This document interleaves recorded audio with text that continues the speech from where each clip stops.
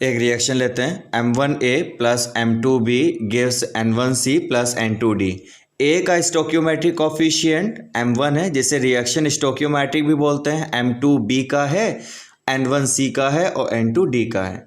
अब अगर हम लोग गुलबर्ग और वागे का रेट लॉ एक्सप्रेशन का कॉन्सेप्ट लगाते हैं तो rate is directly proportional to A and B, these are reactant. So rate of reaction is directly proportional to concentration of the reactant and each concentration term is raised, मतलब बढ़ रही है। Each concentration term is raised to the power of their respective stoichiometric coefficient। Clear? जब proportionality का sign हटाएंगे तो यहाँ पर K आएगा। Rate is equal to K, A की पावर M1 प्लस B की पावर M2 आ गया। के रेट कांस्टेंट है। रेट कांस्टेंट को अभी और हम आगे डिफाइन करेंगे क्योंकि रेट कांस्टेंट से रिलेटेड बोर्ड में क्वेश्चन जरूर आता है। M1 order of reaction with respect to A, M2 order of reaction with respect to B। अब प्रॉब्लम आ रही है, आप पूछो सर ऑर्डर ऑफ रिएक्शन क्या है, तो कुछ टर्म्स हैं बेटा जो हम इस लेक्चर के बाद डिफाइन करेंगे। ऑर्डर ऑफ रिएक्शन, मॉलिक्यूलरिटी, ये सारी चीज़ें। तो अगर मैं टोटल ऑर्डर ऑफ रिएक्शन पूछूं तो आप कहोगे सर M1 प्लस M2। अब प्रॉब्लम आती है कि सर जो रिएक्शंस दी जाती हैं, जैसे मान लो हम इसी रिएक्शन की बात कर रहे हैं, ये जो रिएक्शंस हैं ये रिएक्शंस कई तरह की होती है। आपने बताया था सर एलिमेंट्री रिएक्शन भी होती है और कॉम्प्लेक्स रिएक्शन भी होती है। अगर एलिमेंट्री रिएक्शन है मतलब जो एक ही स्टेप में प्रोसीड हो रही हो, तो उसके लिए रेट लॉ लिखना बहुत सिंपल होता है। आपके सामने एक एग्जाम्पल है, Na गिव्स प्रोडक्ट। A के मोल्स यहाँ पर N है तो rate is equal to K, A की पावर N बन जाएगा। सीधे सीधे रिएक्शन को देखकर अगर एलिमेंट्री रिएक्शन है तो सीधे सीधे रिएक्शन को देखकर हम लोग क्या लिख लेंगे, रेट एक्सप्रेशन लिख लेंगे। लेकिन कॉम्प्लेक्स रिएक्शन के लिए आपको कुछ पॉइंट्स को याद रखना होगा। कॉम्प्लेक्स रिएक्शन में पहला पॉइंट है कि अगर कॉम्प्लेक्स रिएक्शन आपको दी गई है, उस कॉम्प्लेक्स रिएक्शन को देखकर हम डायरेक्ट रेट टू एक्सप्रेशन नहीं लिखेंगे।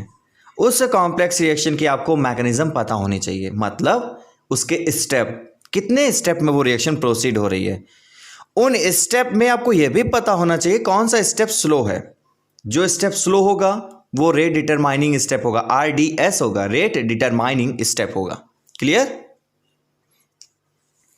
जैसे मैंने बताया कुछ पॉइंट्स आपको लर्न करने हैं। RDS रेट डिटरमाइनिंग स्टेप क्या देखोगे, स्लो। किसके लिए? Complex reaction. कॉम्प्लेक्स रिएक्शन की मैकेनिज्म गिवन होगी कि वो रिएक्शन कितने स्टेप में जाके प्रोडक्ट का फॉर्मेशन कर रहा है। वो उन सारे स्टेप में आपको सेलेक्ट करना है कौन सा स्टेप स्लो। लिखा होगा बेटा, अगर रिएक्शन 4 स्टेप में हो रही है तो चारों स्टेप के एरो के ऊपर यहाँ लिखा होगा स्लो, फास्ट, फास्ट, ऐसा कुछ लिखा होगा। तो स्लो वाले स्टेप को आप टिक कर लेना। ये जरूर याद रखना कि RDS रेट डिटरमाइनिंग जो स्टेप है, उस स्टेप में रिएक्शन इंटरमीडिएट नहीं होना चाहिए। यानी रेट डिटरमाइनिंग स्टेप या रेट लॉ में जो कंसंट्रेशन आती है वो रिएक्टेंट की ही होनी चाहिए, ना कि रिएक्शन इंटरमीडिएट की। आप कहोगे सर अगर स्लो स्टेप में दिया गया है रिएक्शन इंटरमीडिएट तो उसे हम लोग कैसे हटाएंगे? उसके भी बहुत सिंपल मेथड है, 11th का इक्विलिब्रियम की हेल्प से हम उसे हटा लेंगे। ठीक, वो उसके भी एग्जांपल मैं भी करूंगा। पहले एक छोटा सा एग्जांपल देखते हैं जिसके बारे में हम लोग पता करते हैं। 2NO plus CO gives NO plus NO2 plus CO2। इसको 2 कर लो, कार्बन डाइऑक्साइड। अब इसकी मैकेनिज्म दी जाएगी आपको, ये देखो लिखा हुआ है मैकेनिज्म में फर्स्ट NO2 सेकेंड NO2 से जब रिएक्शन करता है तो NO प्लस NO3 दे रहा है, ये स्टेप स्लो है। और दूसरा स्टेप दे रहा है NO3 प्लस CO। इसका एक ऑक्सीजन निकल कर यहाँ पर चला गया, NO2 और CO2 बन गया। ऊपर वाला स्टेप स्लो है, नीचे वाला स्टेप फास्ट है। तो रेट डिटरमाइनिंग स्टेप कौन सा होगा? स्लो वाला। इस रिएक्शन को तुमने मेन रिएक्शन कंसीडर किया, ये मेन रिएक्शन है। ठीक, तुरंत लिखा rate is directly proportional to concentration of reactant की पावर 2, क्योंकि NO2 plus NO2 means 2 NO2, तो यहाँ की पावर 2 आ गई। अगर इसके हिसाब से अगर हम रेट लॉ लिखते तो रेट लॉ क्या बनता rate is directly proportional to अगर इस रिएक्शन के हिसाब से अगर हम रेट लॉ लिखते तो rate is directly proportional to NO की पावर 2 इंटू CO की पावर 1। तो आंसर गलत हो जाता। क्लियर, ये याद रखना। अब प्रॉब्लम कहोगे सर बाय चांस ये फास्ट होता ये स्लो होता, बिल्कुल, तो हम इसी को लेके कंसीडर करते हैं, लेकिन प्रॉब्लम कर रहा है NO3। NO3 है रिएक्शन इंटरमीडिएट और रिएक्शन इंटरमीडिएट ग्रुप में नहीं होना चाहिए। क्लियर। जैसा कि मैंने आपको बताया था कि कॉम्प्लेक्स रिएक्शंस के लिए रेट एक्सप्रेशन लिखने का मेथड अलग होता है। किसी भी कॉम्प्लेक्स रिएक्शन के लिए रेट एक्सप्रेशन आप तभी लिख सकते हो जब उसकी मैकेनिज्म पता हो। जैसे कि मैंने यहाँ पर एक एग्जांपल लिया है, एक केमिकल रिएक्शन जो 2 स्टेप में हो रही है। पहला स्टेप में NO प्लस Br2 रिएक्शन करके NOBr2 बना रहा है। यहाँ पे लिखा हुआ F का मतलब है फास्ट रिएक्शन है। फिर NOBr2 दोबारा NO से रिएक्शन करता है, तब बनता है 2NOBr। ये स्लो स्टेप है, यहाँ पे मैंने लिखा हुआ है S। तो कॉमन सी बात है, मैंने बताया था रेट डिटरमाइनिंग स्टेप कौन सा होता है, स्लो स्टेप। तो rate is directly proportional to, आप इसके रेस्पेक्ट में ही तो लिखोगे, तो rate is directly proportional to concentration of reactant. मैंने लिख लिया, ये है फर्स्ट इक्वेशन। प्रॉब्लम ये आ रही है कि मैंने आपको ये भी बताया था कि रेट एक्सप्रेशन में या रेट डिटरमाइनिंग स्टेप में रिएक्शन इंटरमीडिएट नहीं होना चाहिए, और ये रिएक्शन इंटरमीडिएट है। क्यों, पहले स्टेप में बना और दूसरे स्टेप में देखो कंज्यूम भी हो रहा है, तो मुझे इसे हटाना पड़ेगा। हटाने के लिए हम फर्स्ट इक्वेशन से एक स्टेप को सेलेक्ट करेंगे। फ्रॉम फर्स्ट इक्वेशन, यहां पर रिएक्टेंट और प्रोडक्ट के बीच इक्विलिब्रियम स्टैब्लिश है। देखो इक्विलिब्रियम है, तो इक्विलिब्रियम का फॉर्मूला प्रोडक्ट की कंसंट्रेशन अपॉन रिएक्टेंट की कंसंट्रेशन, ये लगा दिया।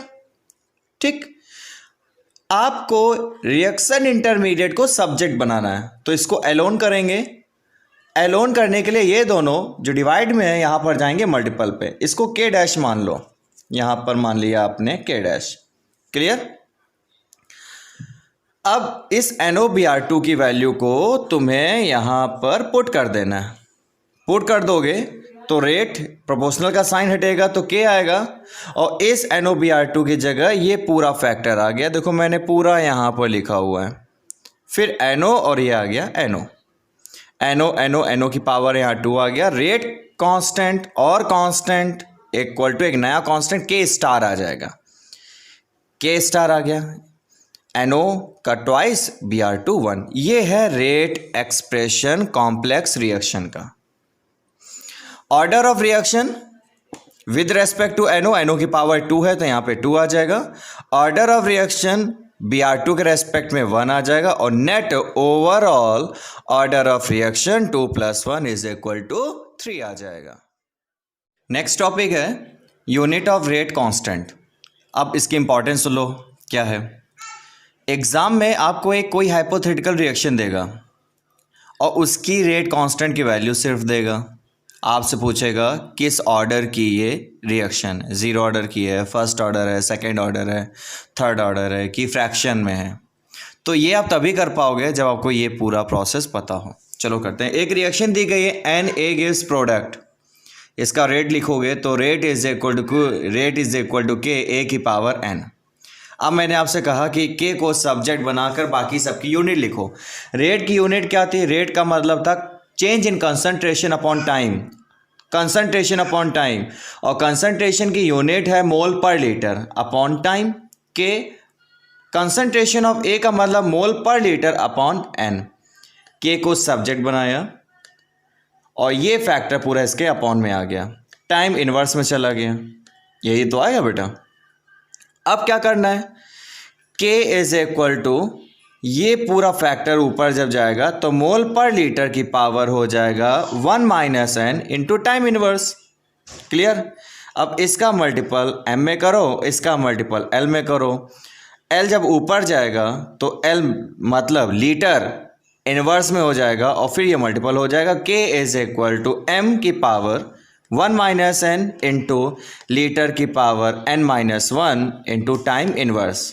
अब सुनो, अब आपको जब K की वैल्यू बोर्ड में देगा तो उसकी यूनिट से तुम्हें पता चलेगा कि वो फर्स्ट ऑर्डर है कि सेकेंड ऑर्डर है कि थर्ड ऑर्डर है या जीरो ऑर्डर है। क्या करना है, एक बार n की वैल्यू तुम जीरो पुट करना, इसी पूरे फॉर्मूले में n की वैल्यू एक बार जीरो पुट करना, और जीरो पुट करने पर जो ये यूनिट आए, अगर वही यूनिट क्वेश्चन में k की दी गई है तो जीरो ऑर्डर की होगी, नहीं अगर आ रही है तो फिर n की वैल्यू एक बार वन पुट करके रखना, यहाँ पर n की वैल्यू वन रख देना, जहाँ जहाँ n है वहाँ वहाँ वन रख देना, और सॉल्व करने पे जो आंसर आए उस यूनिट को गिवन यूनिट से कंपेयर करना। अगर मैच कर जाए तो फर्स्ट ऑर्डर है, नहीं है तो फिर सेकंड ऑर्डर है, वो बाकी आगे वैसे ही हम लोग करते चले जाएंगे। क्लियर?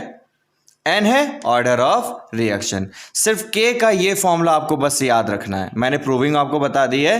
k का ये वाला फॉर्मूला मेन याद रखो, n की वैल्यू 0, n की वैल्यू 1, n की वैल्यू 2 रखकर आप आसानी से पता कर लोगे ये कौन सा रेट कांस्टेंट किस ऑर्डर की रिएक्शन का है। नेक्स्ट है factor affecting rate of reaction. किसी केमिकल रिएक्शन की स्पीड को कौन कौन सा फैक्टर अफेक्ट करते हैं। पहला है कंसंट्रेशन ऑफ रिएक्टेंट। आप कहोगे सर गुलबर्ग और वागे ने यह कहा था कि रिएक्टेंट की कंसंट्रेशन जितनी ज़्यादा होगी रेट ऑफ रिएक्शन उतनी ही ज़्यादा होगी, लेकिन 100% ट्रुथ नहीं है, उसका यहाँ पर सॉल्यूशन है। एक रिएक्शन दी गई है Na गिव्स प्रोडक्ट, तो rate is equal to k a की पावर n। अब सुनो, अगर n की वैल्यू तुम जीरो पुट कर दो, n है ऑर्डर ऑफ रिएक्शन, क्या है अभी मैं इसके बाद बताऊंगा, n है जीरो, अगर यहाँ पे जीरो रख दोगे तो a की कंसंट्रेशन की पावर जीरो, मतलब ये आंसर क्या हो जाएगा 1। अब a की कंसंट्रेशन चाहे बढ़ाओ चाहे घटाओ चाहे फिक्स कर दो, रेट क्या रहेगी, कांस्टेंट रहेगी। क्लियर? लेकिन अगर n की वैल्यू पॉजिटिव है तो n की वैल्यू अगर पॉजिटिव वैल्यू है 2 है, तो अगर a की वैल्यू बढ़ाओगे तो कॉमन सी बात है ओवरऑल आंसर ज़्यादा आएगा कि नहीं आएगा, रेट ऑफ रिएक्शन बढ़ेगी। लेकिन अगर n की वैल्यू नेगेटिव दी गई है तो जैसे जैसे a बढ़ेगा वैसे वैसे रेट ऑफ रिएक्शन कम होगा। तो ज़ीरो की वैल्यू में रेट क्या रहता है, कांस्टेंट रहेगा, इसमें इंक्रीज कर जाएगा, और नेगेटिव होने पर रेट ऑफ रिएक्शन डिक्रीज हो जाएगा। क्लियर? तो ये है पहला factor affecting rate of reaction. इसके आगे भी है, सेकंड है सरफेस एरिया।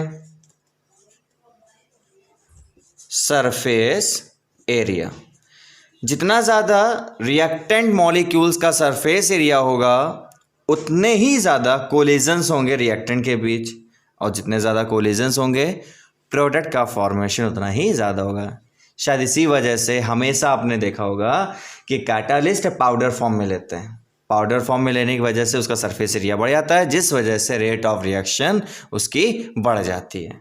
तो ये हुआ फैक्टर आपका। लास्ट वीडियो में हम लोगों ने डिस्कस किया था factor affecting rate of reaction, जिसमें से कंसंट्रेशन ऑफ द रिएक्टेंट और surface area of reactant molecule, ये 2 पॉइंट डिस्कस कर चुके थे। आज डिस्कस करना है कि कौन से अदर फैक्टर्स हैं जो रेट ऑफ रिएक्शन को अफेक्ट करते हैं। थर्ड है कैटलिस्ट। कैटलिस्ट की डेफिनेशन तो सबको पता ही होगी। Catalyst a chemical substance which accelerate और रिटार्ड द केमिकल रिएक्शन, जो किसी केमिकल रिएक्शन की स्पीड को एक्सेलरेट कर दे, रिटार्ड कर दे।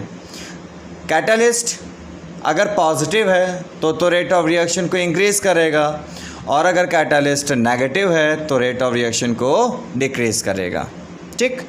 नेक्स्ट है temperature. Temperature is directly proportional to rate of reaction, चाहे रिएक्शन एंडोथर्मिक हो और चाहे रिएक्शन एक्सोथर्मिक हो। अगर टेम्परेचर इंक्रीज़ कर रहे हैं तो रेट ऑफ रिएक्शन इंक्रीज़ करेगी। मैग्नीट्यूड में वेरिएशन आ सकता है, लेकिन एलिमेंट्री रिएक्शन की ज़्यादातर जो रिएक्शंस हैं, मोस्टली एलिमेंट्री जो एक स्टेप में रिएक्शन होती है, उन रिएक्शंस का टेम्परेचर अगर इंक्रीज़ करते हैं तो rate of reaction definitely increase करेगा। कॉम्प्लेक्स रिएक्शन में भी यही केस देखा गया, लेकिन कुछ एक्सेप्शंस हैं जिनमें टेम्परेचर को इंक्रीज़ करने पर रेट ऑफ रिएक्शन डिक्रीज़ होता है। सम कॉम्प्लेक्स रिएक्शन मैंने लिखा भी हुआ है, ऑल कॉम्प्लेक्स रिएक्शंस के लिए ये पॉइंट ट्रुथ नहीं है। कुछ कॉम्प्लेक्स रिएक्शंस एक्सेप्शन केसेस हैं जिनमें टेम्परेचर को इंक्रीज़ करने पर रेट ऑफ रिएक्शन डिक्रीज़ होती है। एग्जांपल जैसे NO + O2 गिव्स NO2। मान लो एक ऐसी रिएक्शन है, इस रिएक्शन मल्टीपल स्टेप में होती है और इस रिएक्शन के लिए अगर टेम्परेचर इंक्रीज़ करेंगे तो इसमें NO2 का जो फॉर्मेशन है वो कम होगा। नेक्स्ट है फैक्टर अफेक्टिंग रेट कांस्टेंट। कौन से फैक्टर्स हैं जो रेट कांस्टेंट को अफेक्ट करते हैं? चलो देखते हैं। टेम्परेचर अगर इंक्रीज़ करेंगे तो रेट ऑफ रिएक्शन इंक्रीज़ करेगा। रिएक्शन चाहे एंडोथर्मिक हो और चाहे एक्सोथर्मिक हो। यहाँ पर मोस्टली रिएक्शंस के लिए ये पॉइंट था कि टेम्परेचर इंक्रीज़ करेंगे तो रेट ऑफ रिएक्शन इंक्रीज़ करेगा। 100% ट्रुथ नहीं है, लेकिन यहाँ पर ये 100% ट्रुथ है कि अगर टेम्परेचर इंक्रीज़ करेंगे तो रेट कांस्टेंट इंक्रीज़ करेगा, रिएक्शन चाहे एंडोथर्मिक हो और चाहे एक्सोथर्मिक हो। इसको मैथमेटिकली प्रूव किया था आर्हेनियस ने। Arrhenius equation K = A.E⁻⁻ K rate constant है, A आर्हेनियस फैक्टर है, E एक्सपोनेंशियल फॉर्म है किसका? EA/RT का। EA activation energy, R universal gas constant और T है टेम्परेचर। आर्हेनियस की जो इक्वेशन थी वहाँ पे टेम्परेचर T था। अगर टेम्परेचर इनिशियल टेम्परेचर T1 मान लें तो क्या इक्वेशन बनती है? K1 T1 टेम्परेचर पर रेट कांस्टेंट K1 हो जाएगा। K1 =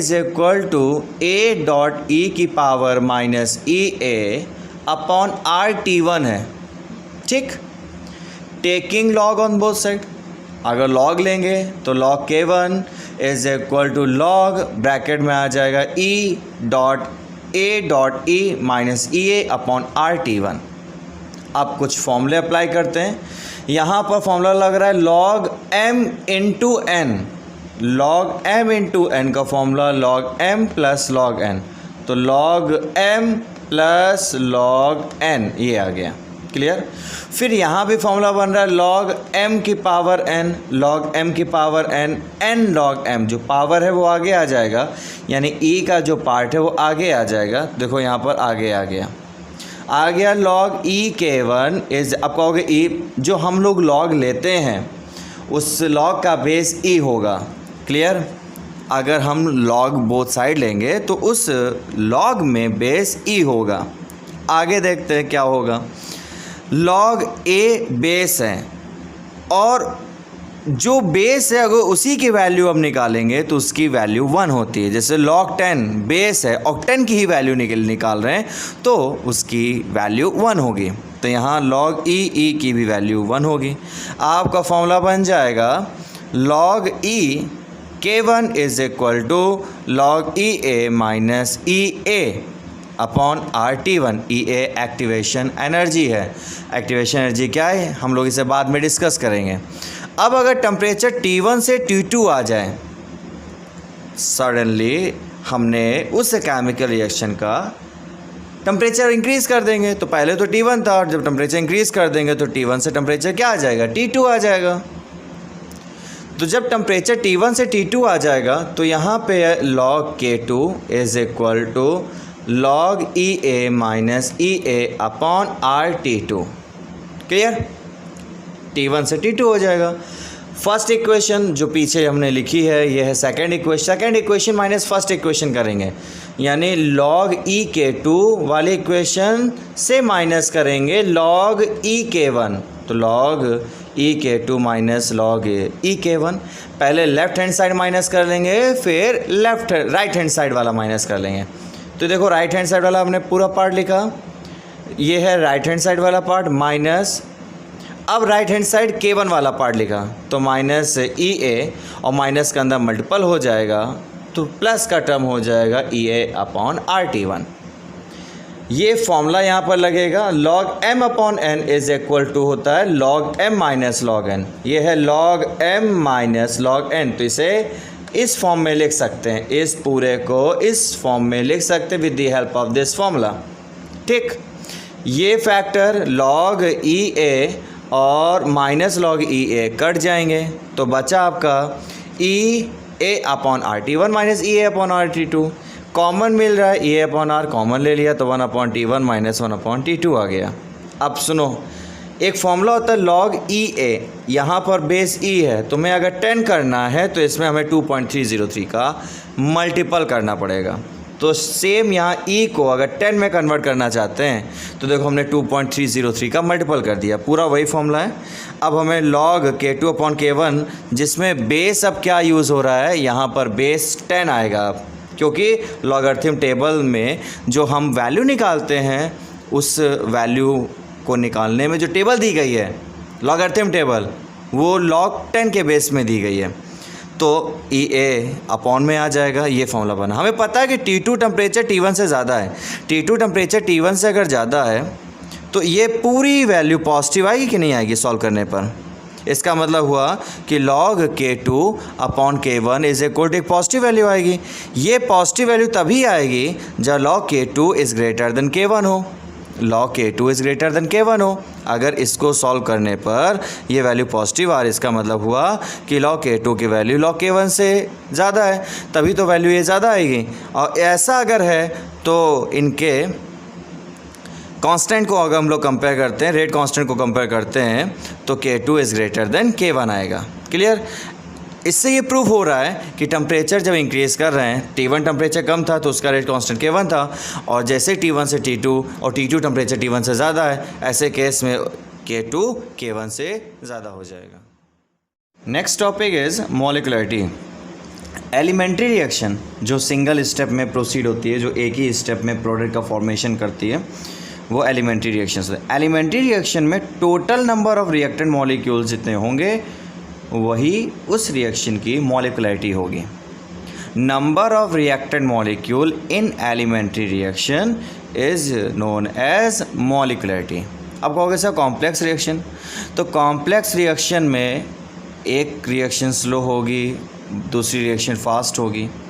तो जो रेट डिटरमाइनिंग स्टेप है, उस स्टेप में जितने रिएक्टेंट मॉलिक्यूल्स होंगे वही उस कॉम्प्लेक्स रिएक्शन की मॉलिक्युलरिटी होगी। क्योंकि कॉम्प्लेक्स रिएक्शन में तो एक से ज़्यादा एलिमेंट्री रिएक्शंस होती हैं, और एलिमेंट्री रिएक्शन स्लो भी होंगी, फास्ट भी होंगी। तो आपको स्लो स्टेप में रिएक्टेंट मॉलिक्यूल्स को काउंट करना है, काउंट कर लोगे वही नंबर्स उस कॉम्प्लेक्स रिएक्शन की मॉलिक्युलरिटी होगी। मॉलिक्युलरिटी 0 होगी, 1 2 3 4, इनमें से कौन सी मॉलिक्युलरिटी पॉसिबल है, कौन सी नहीं है? तो मॉलिक्युलरिटी 0 नहीं होगी। पहली चीज़, क्यों नहीं होगी 0? मॉलिक्युलरिटी 0 होना मतलब रिएक्टेंट में मॉलिक्यूल्स है ही नहीं, रिएक्टेंट साइड मॉलिक्यूल्स ही नहीं है। जब रिएक्टेंट ही नहीं है तो रिएक्शन कहाँ से प्रोसीड होगी? भाई मॉलिक्युलरिटी 0। हम आपसे कहें इस रिएक्शन में रिएक्टेंट मॉलिक्यूल 0 है, जब रिएक्टेंट ही नहीं है तो प्रोडक्ट कहाँ से होगा? तो मॉलिक्युलरिटी 0 नहीं हो सकती। फर्स्ट होगी यूनिमॉलिक्युलर रिएक्शन होगी, बाई मॉलिक्युलर रिएक्शन होगी, ट्राई टेट्रा आगे तक रिएक्शंस होंगी। लेकिन ये याद रखना कि मोस्ट ऑफ द केसेस में आपको यूनिमॉलिक्युलर रिएक्शन मिलेगी और बाई मॉलिक्युलर रिएक्शन मिलेगी। 3 और 4 में रेयर केस हैं, मतलब ये बहुत ही रेयर केस में मॉलिक्युलरिटी 3 मिलती है। रीज़न है इसका, रीज़न ये है कि एलिमेंट्री रिएक्शन में प्रोडक्ट का फॉर्मेशन करने के लिए,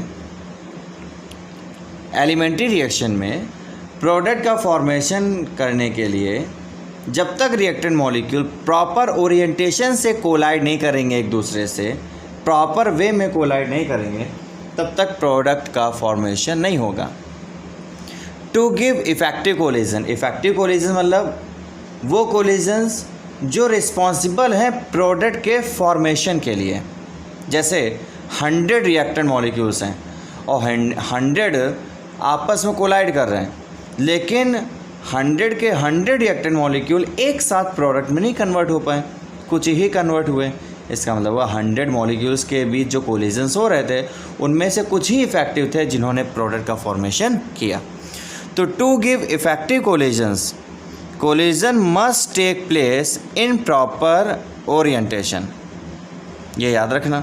to give effective collisions, product को बनाने के लिए जब तक रिएक्टेंट मॉलिक्यूल प्रॉपर ओरिएंटेशन से नहीं कोलाइड करेंगे प्रोडक्ट का फॉर्मेशन नहीं होगा। डायग्राम की हेल्प से समझते हैं। जैसे दो मॉलिक्यूल हैं, ये अगर प्रॉपर वे में कोलाइड कर रहे हैं तो इफेक्टिव कोलिजन होगा। ये इम्प्रॉपर में है, ये इस डायरेक्शन में जा रहा है और ये स्लैंट पोजीशन में एक दूसरे से कोलाइड करेंगे, ऐसे नहीं कोलाइड करना है, ये इधर जा रहा है, ये इधर आ रहा है।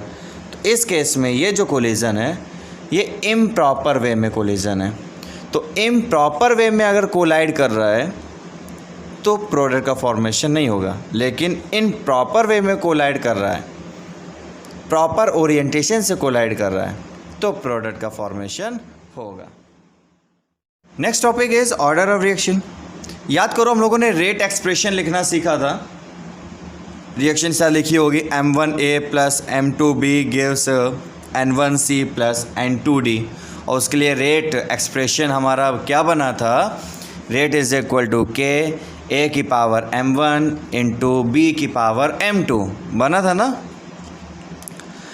तो रिएक्टेंट की पावर का जो सम आएगा M plus N, M1 plus M2 जो आएगा वो उस केमिकल रिएक्शन का overall net order of reaction है। तो है क्या order of reaction, the numbers which are written in the form of power of, यहाँ पे ऐड कर लो, of concentration of reactant, space नहीं है आप लिख लेना, the numbers which are written in the form of power of concentration of reactant in rate law is known as order of reaction.